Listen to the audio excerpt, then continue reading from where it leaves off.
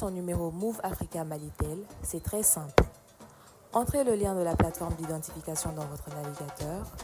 Ensuite, entrez votre numéro de téléphone sans espace. Ensuite, entrez votre code de vérification reçu par SMS.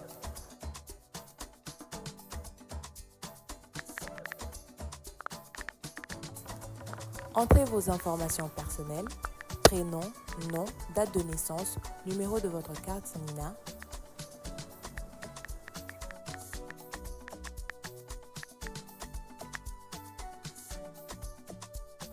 Chargez votre carte Nina et enregistrez-vous.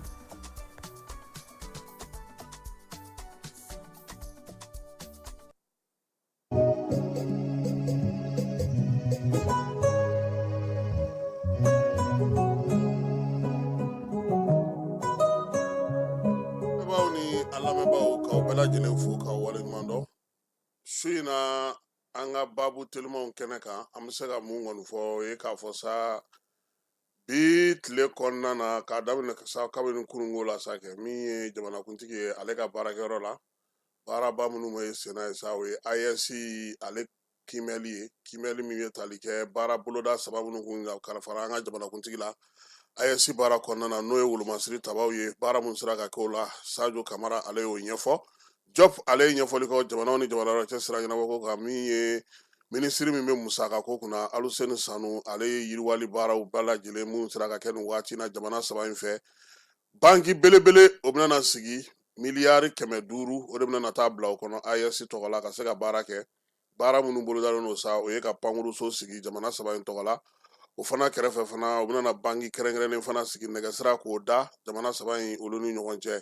jamanakuntigi a ko kalo 3 dɔrɔn de bɛ ale n'a ka baaraw banni cɛ IS ɲɛmaaya la kimɛli kun ye kɔmasegi bɛ se ka kɛ cogo min na a tɔɲɔgɔn jamanakuntigiw ye baara minnu bolodala Liberiakaw olu ka jamana ni jamana wɛrɛ cɛ sira ɲɛnabɔ minisiri ale tun bɛ taama la an fɛ yan Nations Unies kɔnɔna na sa yɛlɛmayɛlɛmaw kan ka don Conseil de sécurité la min ye Liberia ye ale bɛ wulikajɔ la o jɔyɔrɔ nɔfɛ farafinna tɔgɔ la a nana ka na Mali ka dɛmɛ ɲini wolomasiri tabaw bɛ wulikajɔ la hali bi pamanciwale ni ka walekɛbaw jamana fan caman fɛ u wulilen don u nɔfɛ hali n'a ta m'a yira sa k'a fɔ dugu fan dɔw la fana maaw bɛ gɛrɛntɛ kɔnɔna na i n'a fɔ Fatakarakaw fɛ yen Gunda mara la maa 700 ɲɔgɔnna o de y'u sigiyɔrɔ bila ka taa fan wɛrɛw ɲini u bɛ se ka ni lafiya yɔrɔ min na o yɔrɔ ninnu kɔnɔna na min ye halisa an ka jamana kɔnɔna kibaruya ta nasira la hali bi an bɛ se k'a da o tulo kan fana k'a fɔ ko ntɛnɛn tɛmɛnen direction min bɛ yen ni ale bɛ commerce ni concurrence kunna an ka jamana kɔnɔ Kayi ta bolofara o ye wulikajɔ kɛ bitigi caman k'olu datugu k'a daminɛ Diboli la ka na se fo Mali ni Senegali dancɛ la sa ko olu kɔni tɛ ka sɔngɔw labato sɔngɔ minnu don sa u bɛ tali kɛ da dumunifɛnw na maaw mago bɛ fɛn minnu na sunkalo kɔnɔna na Kayi mara la gouvernement ale ka feuille de route kɛrɛnkɛrɛnnen min sigilen don sen kan ni baara bɛ kɛ n'o ye sa o hukumu kɔnɔna na min ye minisiri ɲɛmaa ye ale ye jamana sécurité alimentaire maaw olu bisimila baara minnu bolodara olu fɛ sa ka ɲɛsin baloko ma sa ko min ye balo 19 800 o de tilana maaw ni ɲɔgɔn cɛ salongo nka gɛlɛya yera baara la salila samiya o ma ɲɛ dunfɛn minnu tun maralen no kɔfɛ olu taara ka kɛ jigiya ye mɔgɔ ma gouvernement yɛrɛ y'i bolo don wakande kɔnɔ ka miliyari 4 bɔ yaasa maaw bɛ se ka tulomajɔ cogo min o hukumu kelen kɔnɔna na sa yaasa samiya kana maaw ta o tɛgɛ ma jɛkulu min sigilen don n'ale kan ka kɔdaw ni kɔtintiw ni batintiw ni maaw sigilen don yɔrɔ min na jiboli siraw la k'olu wuli o jɛkulu y'a ka ɲɔgɔn ye fɔlɔ kɛ bi ko dɔgɔkun nata in na sa u bɛna taa dugu kɔnɔna na ka ɲɛfɔli kɛ maaw ye n'o bɔra yen mɛ kalo kɔni kɔnɔna na o bɛ kɛ tili ye maa kɔni sigilen don yɔrɔ la sa ni a fɔra ɲɛna i ka wuli ka bɔ yen n'i ma sɔn u kan ka baara kɛ cogo min na u ko k'u bɛna kɛ o cogoya kelen na yaasa jamana ɲɛmaaw ye laɲini minnu kɛ ji fana ye kɔlɔlɔ minnu sɔrɔ ka taa se yɔrɔ caman ma n'o bɛ se ka bɔ o la cogo min na o bɛ se ka kɛ cogo min na mɔgɔw bɛ kisi ji ale kɔlɔlɔ ma kuma tɛ jiboli sira minnu kɛlen don butigiw ye minnu kɛlen don maaw sigiyɔrɔ ye minnu kɛlen don feerelikɛyɔrɔw ye yɔrɔba minnu bɛ yen bi ni olu kɔ kɔnɔnaw kan ka bɔ o baaraw bɛɛ lajɛlen bɛ a la ale ni misabugukaw fɛ yen 3e pont fanfɛlaw ka taa se sɛbɛnnikɔrɔkaw ka woyoyankaw ma ninnu y'a la yɔrɔ belebelebaw ye nka yɔrɔ wɛrɛw fana bɛ yen maaw kɔnɔ k'olu kɛ feerelikɛyɔrɔw ye u bɛna na se ninnu bɛɛ lajɛlen ma k'a f'u ɲɛna yanni waati dɔ cɛ u ka wuli ka bɔ yen n'o tɛ a tɔ bɛ kɛ tili ani ka a cɛ ka taa ni a ye Conseil économique social environnemental ale ni AMAPU ɲɛmaa ye ɲɔgɔn ye AMAPU ɲɛmaaba n'o ye Alasani Sulemani Mayiga ye ale kɔni taara bɔ a ye ka ɲɛfɔli k'a ye AMAPU yɛrɛ b'a fɛ ka ni kura min fiyɛ ka kɛ ni ale min ye directeur kura nali baaraw kunna sa u kɔni y'a yira sa k'a fɔ u se ye fɛn fɛn ye u n'o kɛ u ni AMAPU ka bolodiɲɔgɔnma o kɔnɔna na fɛɛrɛ kɛrɛnkɛrɛnnen min sigilen don an ka jamana kɔnɔ yaasa ka se ka kuran kɔni k'a di mandeden ma olu y'u ka layidu timɛ o hukumu kɔnɔna na palo solaire miliyɔn 90 palo solaire la u y'o de don misiriba la layidu tun ye miliyɔn 50 ye nka waleya in bi a latɛmɛna misiriba maaw ka bolo kan nisɔndiya kɛnɛ kan min ye misiriba maaw ye dugutigiw ni alimamuw ka taa se turelakaw ma olu minnu ta ye bamakɔ misiriba ye u y'u ka nisɔndiya yira jamana ɲɛmaaw ka nin wulikajɔ in na ka ɲɛsin misiriba ma yaasa a ka se ka kɛ ɲɛjɔyɔrɔ ye kuranko o kana dɛsɛ a la fiyewu jamana kɔnɔna na hali bi minisiri min bɛ yen sa ni ale bɛ donibata ko kunna ale kɔni y'a yira sa k'a fɔ ko kalo kura nata in mɔbili o mɔbili n'o ka bon o tɛna se ka tɛmɛ an ka jamana kɔnɔna na ka kɛ ni sariya minnu sigilen don n'an lamini jamanaw bɛ kan ka o bato ɲɛfɔliw kɔni kɛra wulikajɔw bɛ sen na halisa bɛɛ lajɛlen bɛ se ka faamuyali kɛ a ko la cogo min na min ye nin sariya in ye a bɛ tali kɛ an yɛrɛ n'an lamini jamanaw olu bɛɛ lajɛlen bɛ sariya min bato yaasa gudɔrɔnw olu bɛ se ka kisi kariko jugu ma cogo min na bi min ye seko ni dɔnko tigilamaw ye kunnafonidilaw olu bɛɛ lajɛlen dusuma kasalen don arajo mali mori sumano ale ye an to bi min y'a ka janaja o bɛɛ lajɛlen kɛra a yɛrɛ ka so garanti bugu la 5e plaque la maa caman tun b'a kɛnɛ kan premier ministre kɔrɔ Modibo Sidibe ale yɛrɛ tun bɛ yen Modibo Sumano ala y'a ka kalifa minɛ a la ka si to san 73 la hôpital du Mali ale kɔnɔna na nin ye kuma la kumabaw ye an bɛ se ka minnu fɔ aw ye yanni an k'an ka babu ale daminɛ fala ye an bɛ taa fan fɛ an ka maa welelen n'o ye Samakekɛ ye ale ye kɛnɛ kɔnɔna sɔrɔ ka ban. Ni bɛ wari ci i bɛ wari ci nɔgɔya la ni bɛ wari ta i bɛ wari ta nɔgɔya la. Sama mɔnɛ bi maliyɛnw jɔrɔna ko n'u hamina ko dɔn o de la sama mɔnɛ ma fɛn fara a ka wari cili musakaw kan wa a ka nɔgɔn ni Mali wari ci siraw bɛɛ ye a ma da aw ma dɛ sama mɔnɛ bi dɔ fara aw de kunna wari kan ni wari bonisi ye awɔ ni wari bonisi ye kɔni aw ka sanni kɛ ni sama mɔnɛ application ye aw bɛ wari sɔrɔ aw ka compte bonisi la k'a daminɛ crédit la abonnement télé fo ka taa se courant ni ji sarali ma aw bɛ bonisi sɔrɔ nin bɛɛ la n'a ka bonisi buguna dɔrɔn aw bɛ se k'a yɛlɛma aw ka sama mɔnɛ compte la ka sanni wɛrɛ kɛ n'a ye walima ka taa wari jɛbɔ an ka lasigiden dɔ fɛ yen aw ye mɔnɛ bɔ aw yɛrɛ la a k'a si filɛ sisan ni sama mɔnɛ application téléchargeli ye Play Store walima App Store kan ka sɔrɔ k'aw tɔgɔ sɛbɛn ni sama mɔnɛ ye aw de kunna wari bɛ augmenter sama mɔnɛ i yɛrɛ ta awɔ i yɛrɛ ta ni i yɛrɛ ta ye.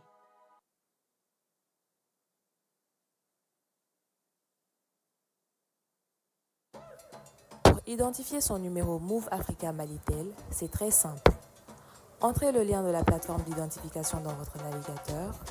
Ensuite, entrez votre numéro de téléphone sans espace. Ensuite, entrez votre code de vérification reçu par SMS.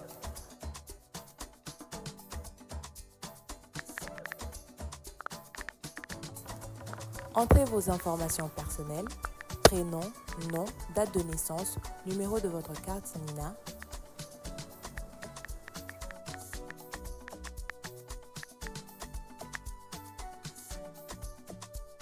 Chargez votre carte Nina et enregistrez-vous.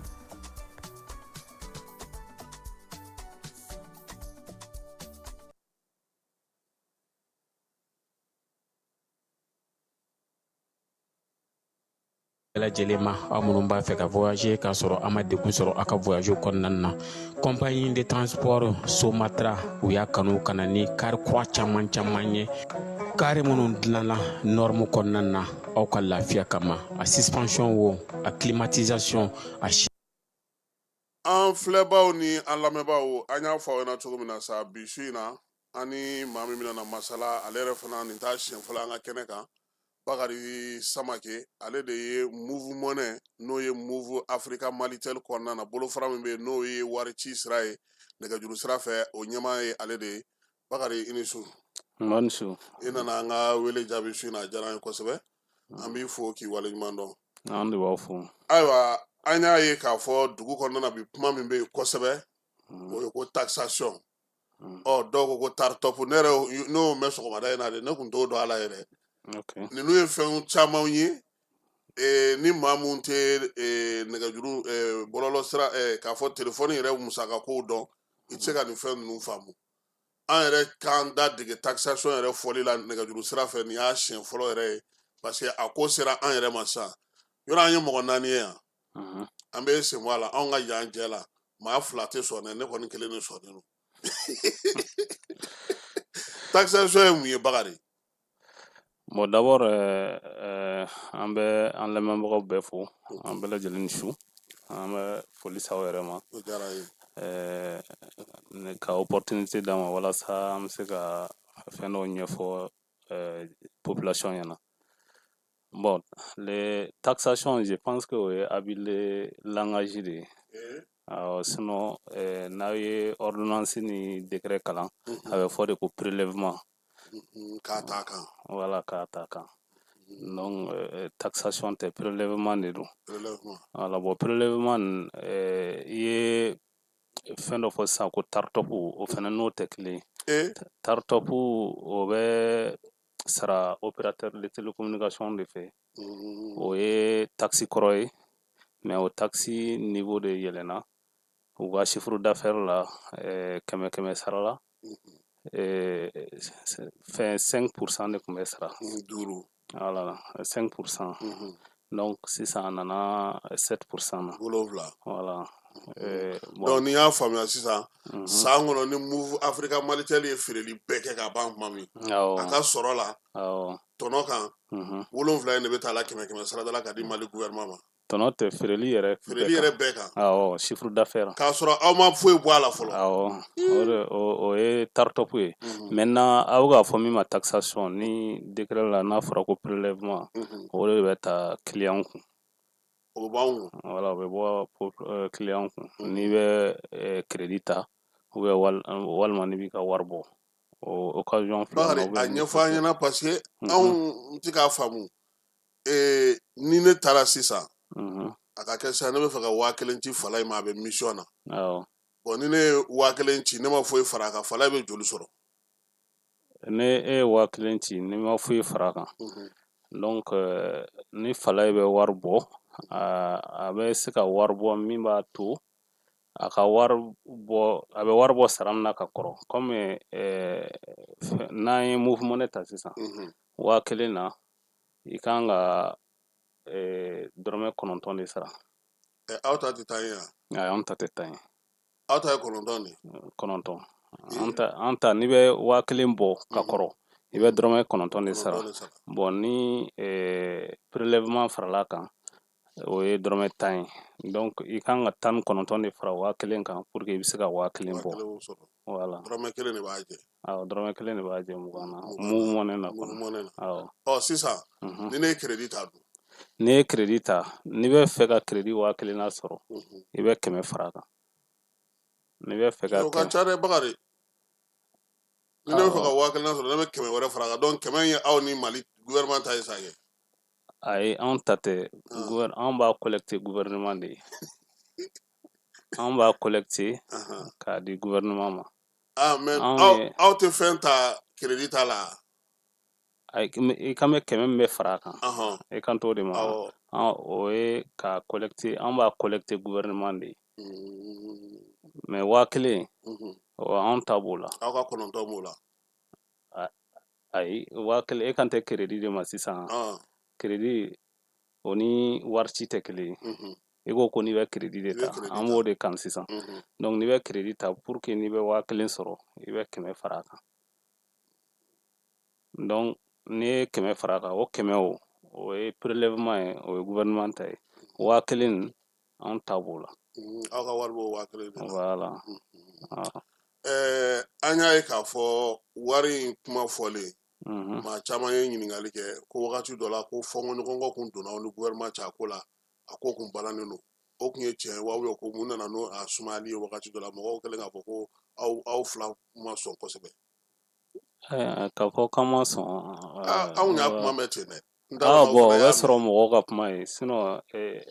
sariya de don an bɛ se k'an bali an ban ka sariya bato wa. Sariya de taara an b'a fɛngɛ mais a bɛ se ka kɛ comme an ka minɛnw ye mansinima minɛnw de ye donc ka appliquer fɛnw kan a bɛ temps ta dɔɔnin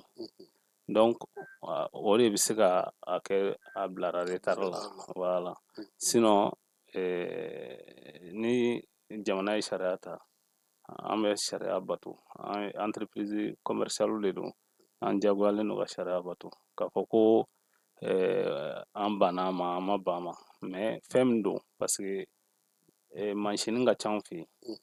donc ni comme mansinin ka ca fɔ mansinin ninnu ka yɛlɛma configuration ka yɛlɛma o tun bɛ min tɔ kɔrɔlen kura bɛna don ka parce f'u ye que ko kɛcogo bɛna yɛlɛma donc fo ka appliquer donc o baara bɛ tan dɔɔnin ta voilà. Ayiwa nin yɛlɛma min kɛlen filɛ nin ye sisan gouvernement y'a bɔ ka sariya sigi yɛrɛ fɔ cogo min na sariya don tali de don prélèvement ka dɔ ta a kan mɔgɔw ka musaka sanfɛ ni fɛn tɛ maa min bolo o kɔrɔ ko sen tɛ tali la mais ni fɛn t'i bolo i bɛ se ka crédit ta cogo di a ɲininkali de comme a bɛ se ka kɛ sisan ne bɛ fɛ ka mugana dɔrɔn de ta est ce que fɛn bɛ b'o la dɔ bɛ bɔ a la kɛ n'i ye mugana ta dɔ bɛ bɔ a la i ni min ka kan o bɛ d'i ma min kan ka bɔ a la o fana bɛ bɔ a la donc foyi tɛ sɔn nɔgɔya foyi t'a ko in na yɛrɛ de quoi nɔgɔya sifa jumɛn nɔgɔya i n'a fɔ k'a fɔ komi sisan ne ka mɔgɔ minnu bannen don yan olu ka jate la ni sɔngɔ dɔgɔyara dɔ kan ka bɔ a la fɛn to de don pourcentage de don n'i bɛ crédit ta 100 sara la dɔrɔmɛ 10 bɛ bɔ a la n'i bɛ wari ci 100 sara la dɔrɔmɛ 1 i b'o o de sara ka fara a kan o ye n'i bɛ wari bɔ n'i bɛ wari ci tɛ dɛ n'i bɛ wari bɔ voilà n'i bɛ wari bɔ 100 sara la dɔrɔmɛ 1 i b'o de fara a kan mais n'i bɛ crédit sisan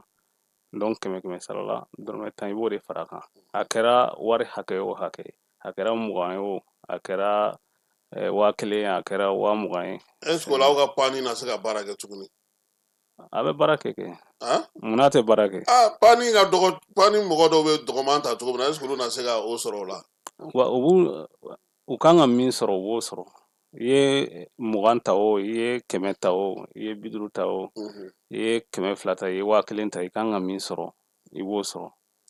mais mɔgɔ dɔw bɛ ka jateminɛ dɔw kɛ olu ka fɔ la bi est ce que a man kan aw ka jɛ frais de retrait kɔ parce que wari musaka min bɛ don aw fɛ aw bɛ se ka baara kɛ n'a wari ye k'a bugu ka baara wɛrɛw kɛ ka tɔnɔ dɔ sɔrɔ min ni nin tɛ kelen parce que musaka ninnu bɛɛ bɛ don aw de fɛ yen bi ko est ce que aw man ka jɛ retrait frais kɔ aw minnu ye téléphone-tigiw ye n'an jɛra o kan an bɛ balo cogo di a ko warimugu bɛɛ bɛ cɛ ka d'aw de ma warimugu aw bɛ se ka baara kɛ ni warimugu ye ka tɔnɔ wɛrɛ sɔrɔ o la o bon mɔgɔw ka c'est-à-dire mɔgɔw bɛ kumaw fɔ k'a sɔrɔ dɔɔnin bɛɛ t'u bolo n yɛrɛ ye dɔw ye u bɛ ka wari hakɛ dɔw fɔ ko bɛ sɔrɔ nin na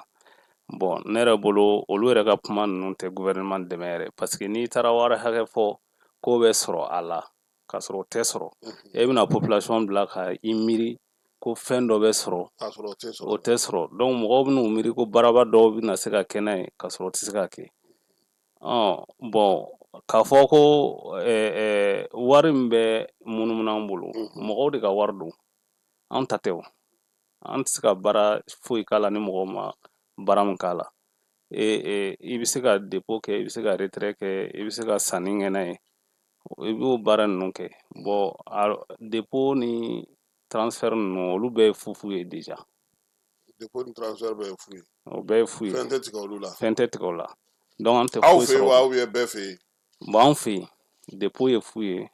ni transfert n'i bɛ wari ci mɔgɔ wɛrɛ ma o ye fu ye ni c'est comme sisan ni Malitel bɛ ne bolo awɔ ni ne y'a ci e ka Malitel la sisan awɔ dépôt la ne tɛ fɛn sara o la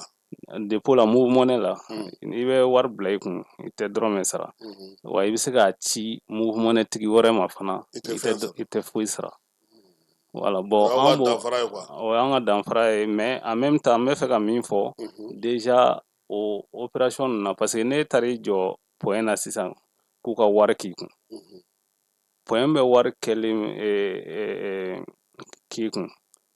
fo an ka dɔɔnin di ale ma parce que a bɛ ka baara de k'anw ye aw ye wa ye voilà k'a sɔrɔ an tɛ fɛn sɔrɔ donc o la aw tɛ comme aw tɛ fɛn sɔrɔ aw tɛ fɛn di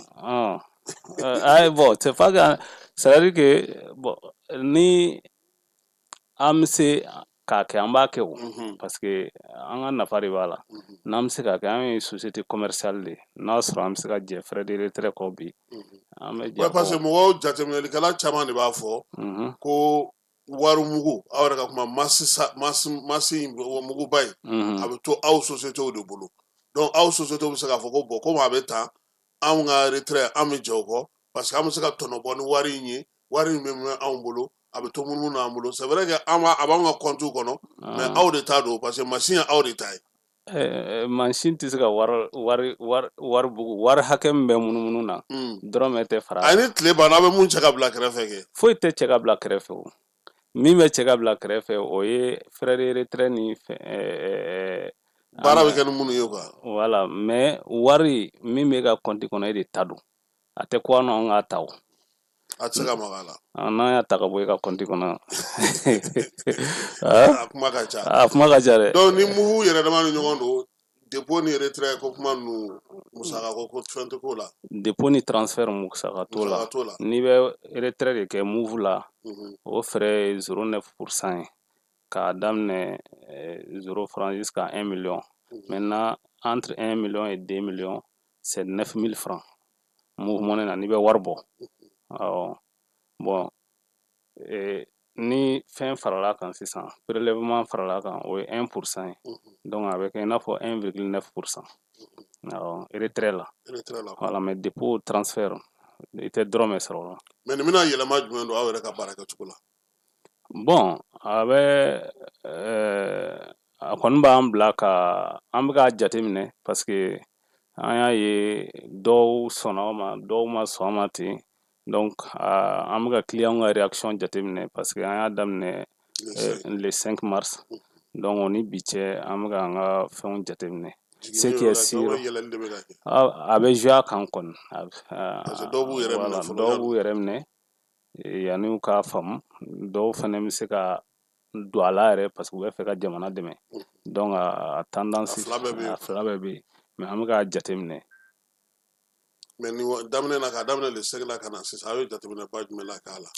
bon k'a daminɛ le 5 la ka na an kɔni y'a jateminɛ réticence bɛ yen surtout mɔgɔw b'u k'u yɛrɛ minɛ wari hakɛba ninnu voilà mais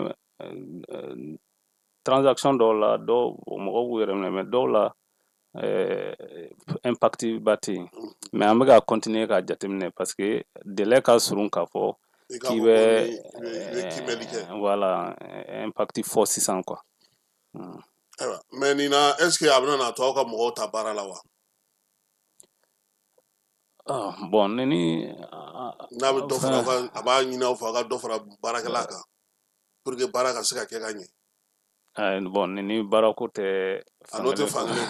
a tɛ foyi an kɔni bɛ continuer k'an ka baara kɛ an b'a fɛɛrɛ bɛɛ tigɛ pour que an ka fɛn bɛɛ yiriwa cogo o cogo an b'o fɛɛrɛ tigɛ o tɛ nin don nin tɛ o y'an ka baara de pour que an ka société bɛ se ka taa ɲɛ donc taga ɲɛ o kɔnɔ n'an bɛ se ka n'an mago jɔra ka mɔgɔw ta baara la an b'u ta baara la kɛ bon o taga ɲɛ fana kɔnɔ an bɛ fɛɛrɛ tigɛ walasa client ka lafiya cogo o cogo o de y'an ka laɲini prélèvement don prélèvement tɛ o an ka baara o de ye donc an bɛ continuer k'o kɛ. ayiwa i ye fɛn dɔ fɔ kuma kɔnɔna na ko mɔgɔ caman bɛ ka kuma dɔw fɔ kuma minnu bɛ ka fɔ kɛrɛnkɛrɛnnenya la i n'a fɔ ko a musaka dara olu bɛ sɔn ka taa se yɔrɔ dɔ la olu tigiw bɛ ka joli de fɔ ani e yɛrɛ bolo an kana na miiriya su bila an kunna k'an jigi da miliyari 900 ni miliyari. parce que tiɲɛ la ne yɛrɛ ye wari dɔw mɛn i n'a fɔ joli. n ye bɔlɔlɔ sira kan n ye dɔw ta mɛn ko tile o tile miliyari 1 k'aw b'o sɔrɔ wa. a ko de bɛna sɔrɔ nin na quoi. tile o tile miliyari 1 prélèvement na ko tile o tile miliyari 1 aw ɲɔgɔnnaw bɛɛ wa ou bien aw dɔrɔn de. a y'an ɲɔgɔnna wari kan ka sɔrɔ a ko nin yɛrɛ la a ko yɛrɛ bɛɛ la quoi. tile o tile miliyari 1 bɔn dɔw ta ka ca n'o ye yɛrɛ dɔw y'o fɔ bon tiɲɛ yɛrɛ la fɛn min don mɔgɔw k'u kɔlɔsi a la parce que pour moi ni fɛn min latigɛ t'i bolo i t'a ɲɛdɔn wala n'i t'a ɲɛdɔn kana fɔ quoi parce que a chiffre t'u bolo donc n'u nana fɔ ta u bɛ se ka mɔgɔw nata la dayɛlɛ ka gouvernement kɔnɔ exactement bon finalement ni wari min nana sɔrɔ n'a m'o bɔ mɔgɔw hakili bɛ se ka taa ko wɛrɛ la ka sɔrɔ o tɛ Voilà, donc ce n'est pas une bonne chose. U ka taa fɛnw sun kɔrɔ k'a ɲɛɲini k'a dɔn.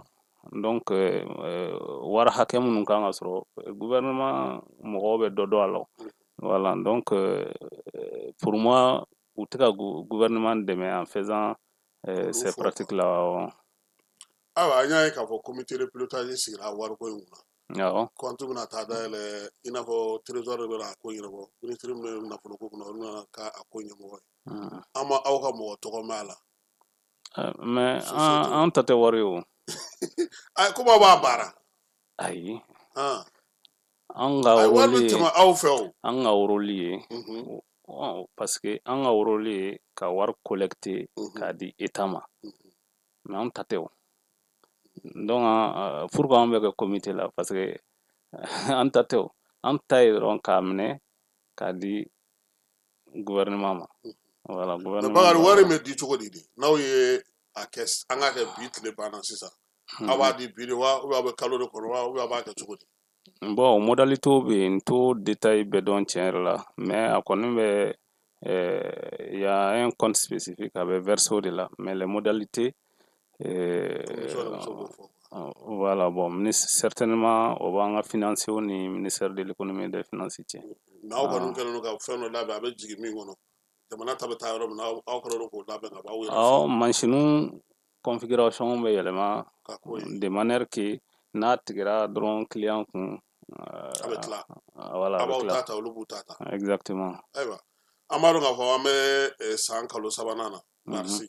ɲinan san na aw kun kɛlen don ka mun boloda mun ni mun yɛrɛ bɛ move la an k'an jigi da mun kan taxation kɛrɛfɛ an bɛ se ka aw bɛna mun kɛ k'an lanisɔndiya anw client move money bon n b'a daminɛ move money la fɔlɔ an ye so kelen di a ma mɛn o. Jɔnni ma Kiba e t'a dɔn ka kiri yɔrɔ e b'o fɔ ne ye dɛ. Sinon an ye tombola kɛ. Tombola banna. An tɛ segin a kan anw kun t'a kalama koyi. Bon tombola dɔ bɛ yen sisan yɛrɛ Move Africa la ni an ka fɛn dɔw bɛ yen i n'a fɔ damu ni y'olu ta ani an ka produit wɛrɛw an bɛ tombola panier Ramadan kɛ donc don o don an bɛ panier di mɔgɔw ma. Sunkalo kɔnɔna na fo ka taa sunkalo ban o tombola bɛ yen mais yan'o cɛ an kun ye tombola belebeleba dɔ de boloda min prix ba kun ye villa ye donc o tombola bon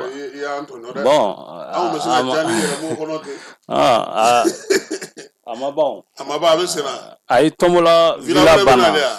tombola aw b'a la kuma bɛɛ an b'a la kuma bɛɛ o donc ni Ala sɔnna ma ɲinan fana an bɛ tombola wɛrɛ kɛ tuguni yanni san ka ban mais dɔ bɛ sen na déjà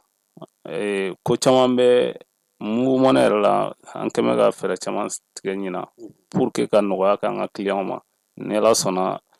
yanni sunkalo yɛrɛ ka ban caman bɛ daminɛ wa avril kɔnɔ fana caman bɛ daminɛ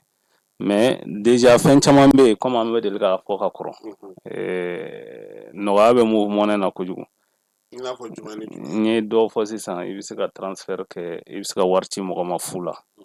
aw yɛrɛ dama ni ɲɔgɔn cɛ Move Money bon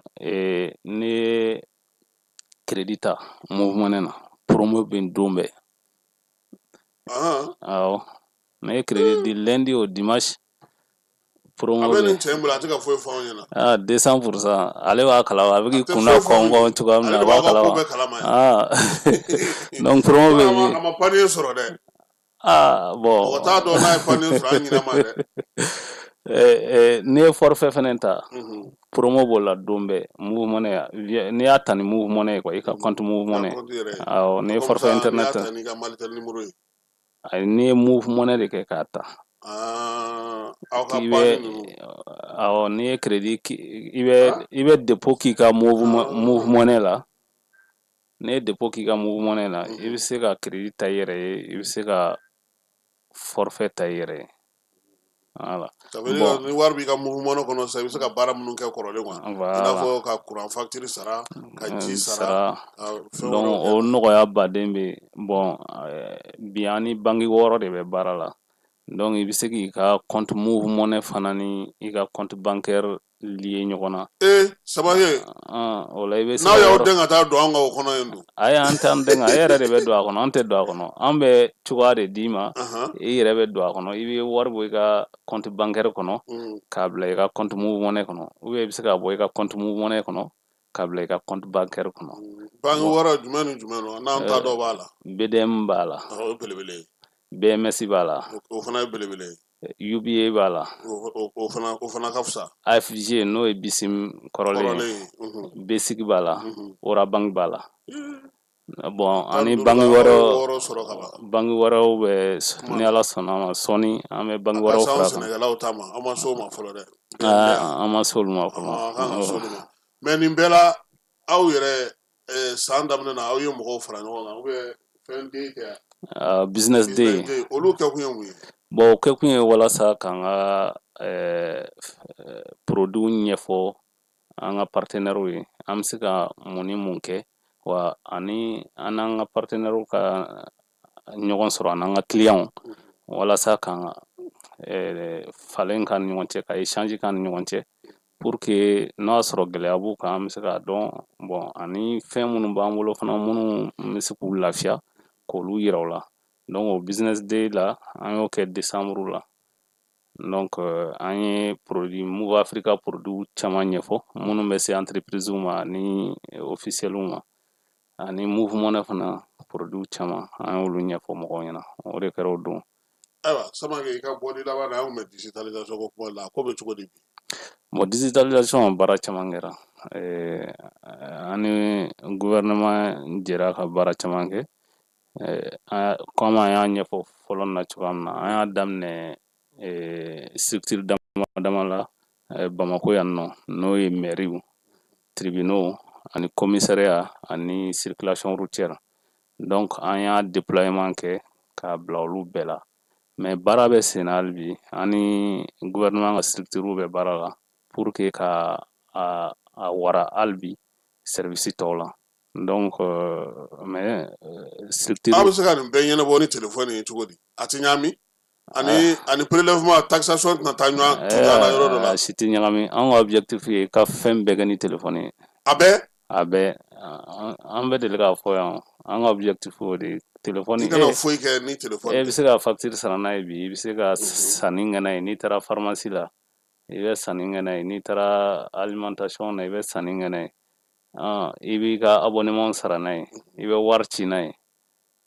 donc an bɛ fɛ n'i taara service public fɛn fɛn na i k'i ka fɛnw fana sara n'a ye donc wariko fan fɛ kɔni i bɛ se ka fɛn fɛn kɛ an ka laɲini ye k'a kɛ ni Move Money ye n'i ka téléphone ye mais digitalisation ko in na est ce que a kun daminɛna ni ŋuyaŋuya min ye est ce que a b'o cogoya la hali bi parce que an kɔni ka jateminɛ na yɔrɔ dɔw la majɛw b'a la dɛ parce que mɔgɔw bɛ k'a bɔ a sira fɛ hali bi a bɛ ka kɛ ko kɛra cogo o cogo i b'a sɔrɔ yɔrɔ dɔw la da bɛ se ka jigin dɔɔni nka hali bi digitalisation bɛ sen kan et puis n y'a fɔ cogoya min na an bɛ baara la an ni gouvernement ka structure bɛ baara la notamment n'o ye ministère de l'économie et des finances ani structure wɛrɛw pour que ka a ko la taa ɲɛfɛ hali bi dɔɔni marabolo la wa marabolo la en même temps ka fɛn wɛrɛw don a la awɔ o n'a fɔ mun ni mun bon an b'o to gouvernement mɔgɔw yɛrɛ bolo olu ko mais est ce que baarakɛyɔrɔ wɛrɛw bɛna don a la i n'a fɔ dugukolo ko ou bien impôt sara ko ninnu ni Ala sɔnna est ce que olu bɛna don a la ni Ala sɔnna ani permis ko ninnu ta fanfɛla ni Ala sɔnna awɔ an bɛ fɛ ka min dɔn a sigili ni sisan cɛ gɛlɛya jumɛn yera a la bon gɛlɛya an ye gɛlɛya fɔlɔ min ye o ye mɔgɔw ka adhésion fɔlɔ a kɛra population ye o ani a kɛra a bɛ taa sigi yɔrɔ min na souvent maaw bɛ muruti bon an t'a fɔ k'u bɛ muruti mais nka a man d'u ye u t'aw kunbɛ ka ɲɛ Samake non faamuya souvent i b'a sɔrɔ u t'a procédure dɔn ou bien ɲɛfɔli ma k'u ye kosɛbɛ mais munna an tɛ kalansen sigi u kunna pour que u ka se k'a faamuya an y'o kɛ o an ye mɔgɔw bila ka taa yɔrɔ la pour que u k'a faamuya k'a ɲɛfɔ donc ala barika la mɔgɔ caman y'a faamuya c'est opérationnel à beaucoup d'endroits quoi oui mais tagalen ɲɛfɛ est ce que aw yɛrɛ bolo a bɛna se ka kɛ ka ɲɛ i n'a fɔ aw i ye min fɔ fɛn bɛɛ ka kɛ telefɔni kan parce que n'a kɛra o ye est ce que ale tɛna fanga sɔrɔ ka tɛmɛ prélèvement in fana kan. non ani prélèvement tɛ ɲɔgɔn ye sira la o. a bɛɛ musaka bɔ ye dɛ. a bɛɛ musaka bɔ ye mais o ni prélèvement tɛ ɲɔgɔn prélèvement t'a dama service prélèvement bɛ kɛ service dɔ de kan n'i bɛ wari bɔ voilà mais o tɛ k'a fɔ ko ni fɛn tɔw développera ko bɛ jouer ale kan non non non o tɛ jouer kan o tɛ ɲɔgɔn ye si tɛ si bali quoi. si tɛ si bali an ka objectif ye ka kɔrɔ yanni prélèvement ka na bon prélèvement nalen fana an ka objectif bɛ continuer ka ko ye c'est développer l'activité move money parce que an bɛ en réalité move money ninnu u nana an ka jamanaw la kɔsan na bon hali c'est vrai k'a daminɛna farafinna mais fɛn min don fɔ population ka faamu ka don a la dɔɔni dɔɔni donc fɛn sisan bi a wari ci a n'a wari bɔ de ka ca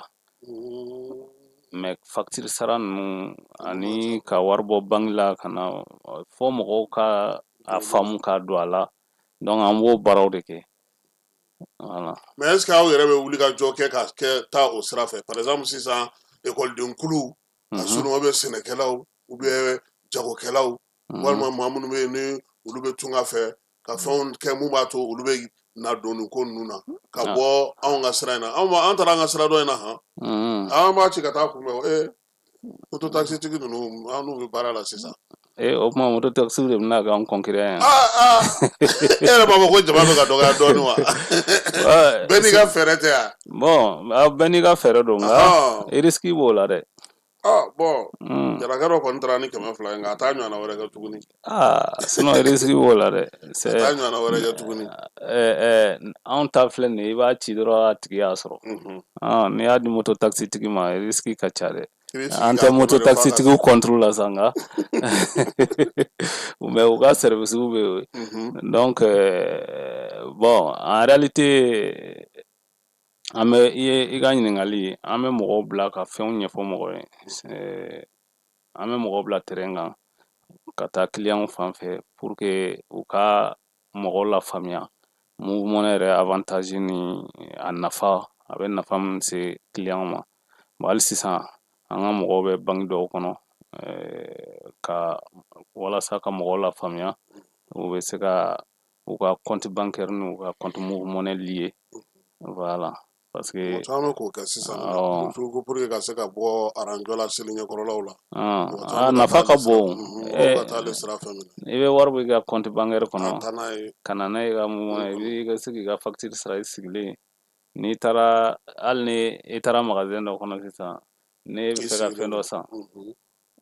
ni wari t'i bolo ye n'i ka compte liélen don i ka move money na i bɛ wari bɔ i ka compte kɔnɔ dɔrɔn ka na n'a ye move money na parce que i b'a sɔrɔ move money kɛlen bɛ k'a ka sanni bila yen i bɛ sanni kɛ ka tɛmɛ a ma se i ka warimugu bɔ quoi.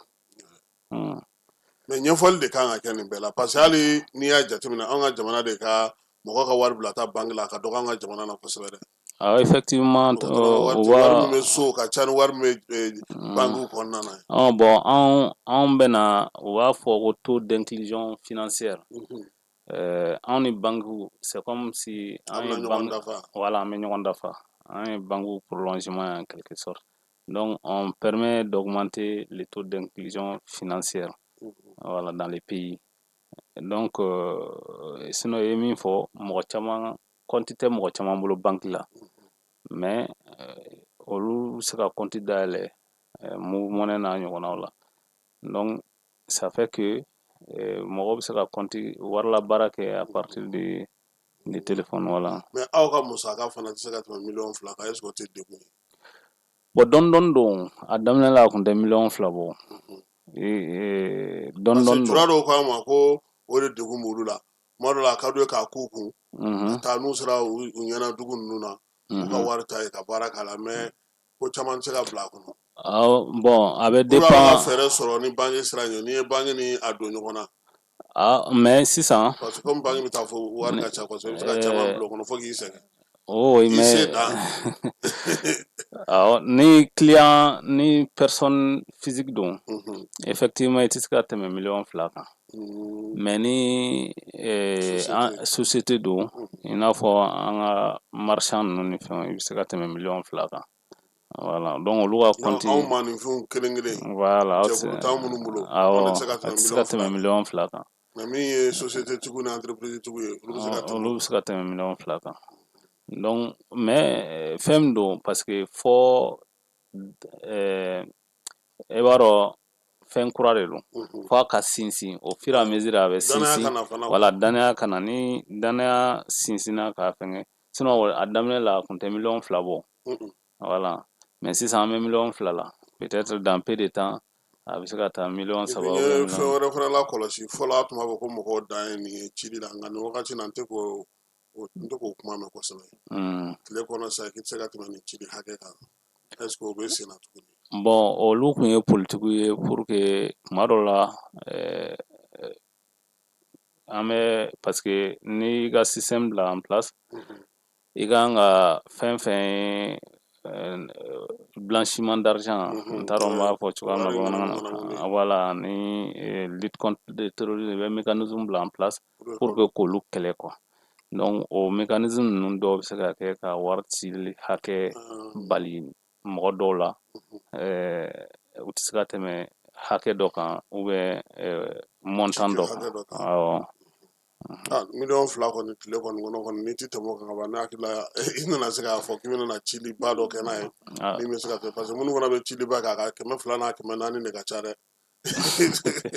a cayalen 1000 ye bon a man ca ka tɛmɛ o kan kosɛbɛ dɛ cilibatigi ninnu bɛɛ b'i se kɛ bɛɛ kɔni b'i se kɛ an bɛ segin ka na i ka prélèvement in na prélèvement in bi a jɔrɔna bɛ mɔgɔ caman na mɔgɔ caman bɛ yen i b'a dɔn ko an ka jamana kɔnɔ bɛɛ lajɛlen n'i ka ko faamu cogo don an bɛ bɛɛ bonya n'a hakilina ye mɔgɔ caman bɛ yen olu ma sɔn a ma dɔw sɔnna a ma e yɛrɛ bolo bi aw ka baara hukumu kɔnɔna na mun bɛ se k'a nɔgɔya aw bolo ani e yɛrɛ bɛ se ka mun fɔ maaw ye maa minnu bɛ muvu kan k'u hakili sigi bon dans tous les cas jamana prélèvement a bɛ ka taa fond de kɔnɔ min bɛ kɛ ka jamana jɔ o ye ne ka hakilina ye move monnaie ko yɛrɛ ka bɔ yen voilà a ka d'an bɛɛ ye an ka jamana ka jɔ ni courant bɛ di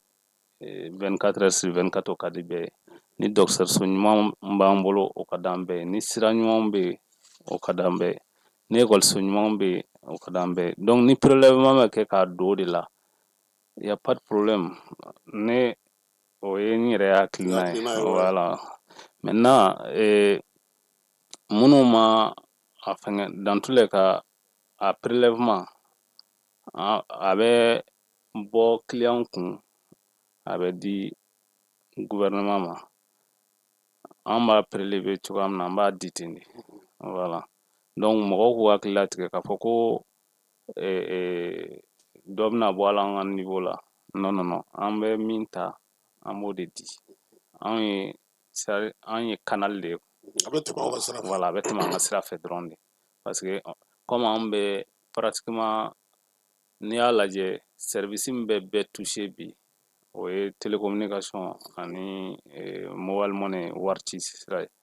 pratiquement a bɛ bɛɛ touché n'i ye du o du ta i b'a sɔrɔ téléphone bɛ dɔw bolo donc c'est le moyen le plus facile ka fɔ k'i bɛ se ka bɛɛ touché n'i bɛ fɛ ka prélèvement kɛ donc c'est certainement o de hukumu kɔnɔna na u y'u ɲɛsin télécommunication ma pour que ka nin fonds de soutien alimentaire c'est un fonds de soutien de développement des infrastructures de base et de développement social. Donc, ça va alimenter les fonds. Et les fonds, normalement, c'est pour tous les Maliens parce que c'est pour développer les infrastructures de base et c'est pour le développement social. Ayiwa, an ka kurun sera siyan na min ye an ka heure 1 tɔ tora minute 5 ye Falaye n'i ma fili o tɛ ni kuma kuncɛ kuma min bɛ Bakari bolo ani welewelemada min b'a bolo ka kɛ ni muvu yɛrɛ ka baara kɛcogo ye an ka jamana kɔnɔ ɲinan san in na. D'accord, merci beaucoup. Bon, an tɛ sɛgɛn ka an ka client fo fɔlɔ ani maliyɛn bɛɛ lajɛlen donc an ka laɲini ye min ye Move Africa Malitel an bɛ segin a kan maliyɛnw de ta don ni mɔgɔ yɛrɛ ye actualité suit kɛmɛ kɛmɛ sarala 56 o ye maliyɛnw ta ye gouvernement yɛrɛ ta ye gouvernement de ye action majoritaire ye donc n'i ye wari don Move Africa Malitel la ou bien Move Money la i bɛ k'a don Mali de kun donc comme an bɛ souveraineté yɛrɛ ɲinini na souveraineté le fait qu'il bɛ wari don Move Africa là c'est comme si tu contribues à l'assise de la souveraineté du Mali parce que c'est détenu en partie pour le Mali et par les Maliens. Donc an bɛ wele bila population ma toujours u ka da Move Africa là, on a beaucoup d'avantages que ça soit sur Move Africa que ça soit sur Move Money avantage baden de bɛ an ka fɛngɛ c'est la générosité. Ça c'est notre ligne de conduite ka ɲumanya kɛ ka nɔgɔya kɛ ka ɲɛsin an ka client ma nɔgɔya dun b'an fɛ yen an ye nɔgɔya caman fɔ sisan Move Africa yɛrɛ la fana nɔgɔya baden bɛ Move Money la nɔgɔya baden bɛ donc an ka kuma laban bɛ kɛ yɔrɔ min nafa ka bon aw bɛ taa ye de voilà yɔrɔ min nafa ka bon mais ni yɔrɔ min nafa ka bon ni fɛn min nafa ka bon i ma i kan ka taa yen dɛ voilà parce que o b'a to i bɛ se ka économie dɔw kɛ donc n'o bɔra yen vraiment an ka foli bɛ se maliyɛn bɛɛ ma an bɛ sunkalo la fana ala ka a timɛ ko ɲuman d'an bɛɛ lajɛlen ma ala ka bato kelenw bɛɛ minɛ ala ka minɛnko bɛɛ nɔgɔya donc en même temps gɛlɛya min bɛ Mali kan n'o ye terrorisme ni fɛnw ye ala ka wuli ka bɔ an da la ala ka se di an ka faamaw ma walasa u bɛ se ka jamana bɔ bolo la. I Samake an b'i fo k'i waleɲuman dɔn ka na su in na i yɛrɛ ka kuma sunkalo don baaraw ka ca ka tile baara la ka tila ka na baara kɛ sufɛ fana tuguni an b'i fo o la i ka nali la an ka kɛnɛ kɔnɔ ka Move baarakɛla bɛɛ lajɛlen fo n'o ye Move Africa ye maa maa kun sɔgɔlen nana sa an b'a bɛɛ lajɛlen fo k'a bɛɛ lajɛlen waleɲuman dɔn Keba Jalo ni Falayi Keyita olu tun bɛ yan sini n'Ala sɔnna ma baaraw bɛ daminɛ nɛgɛ kanɲɛ 9 kibaruyaw n'o ye débat ye ale bɛ sigi sa Kɔlɔn Boubacar Samake Kɔlɔn ale bɛna ka na débat kɛ ni journaliste ye aw b'anw sɔrɔ midi waati ka daminɛ midi ka taa se 13h ma n'Ala sɔnna ma a k'an bɛn sini ala ka dugu ɲuman kɛ. Merci. Pour identifier son numéro Move Africa Malitel, c'est très simple. Entrez le lien de la plateforme d'identification dans votre navigateur. Ensuite, entrez votre numéro de téléphone sans espace. Ensuite, entrez votre code de vérification reçu par SMS.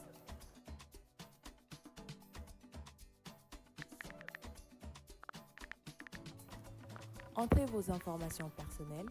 prénom, nom, date de naissance, numéro de votre carte NINA.